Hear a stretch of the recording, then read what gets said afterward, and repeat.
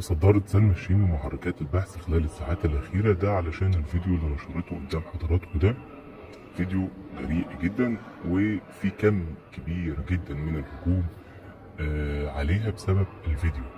لكن على الرغم من الهجوم إلا إن هي الأكثر بحثا والأكثر انتشارا والأكثر تداولا خلال ال 24 ساعة اللي فاتوا، ده علشان الفيديو المنشور اللي هي شيرته عبر حساباتها الرسمية على مواقع التواصل المختلفة. ومجرد ما شيرت الفيديو بقت الأكثر بحثا على مواقع التواصل الاجتماعي بكافة أنواعها.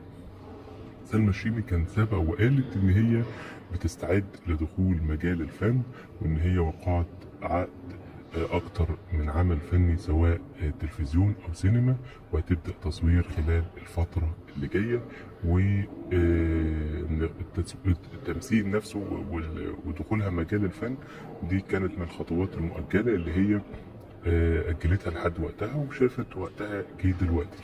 سلمى الشيمي كان في كتير جدا متوقع ان هي تحضر مهرجان القاهرة الدورة اللي فاتت ال 44، لكن ما حضرتش. ولما اتسألت من قبل بعض متابعيها عن حضورها من عدمه، ردت بشكل غير مباشر ان هي ما تمش توجيه دعوة ليها، او ان هي مش هتحضر، بس بشكل غير مباشر من خلال نشر احدى الفيديوهات وتعليق بعض الاغاني عليه.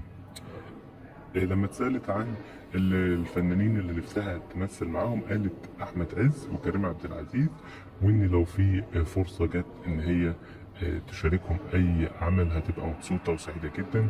وقالت ان هي نفسها تعمل اي حاجة للفنانة العظيمة الراحلة سعاد حسني، وقالت ان هي قدوتها في المجال الفني.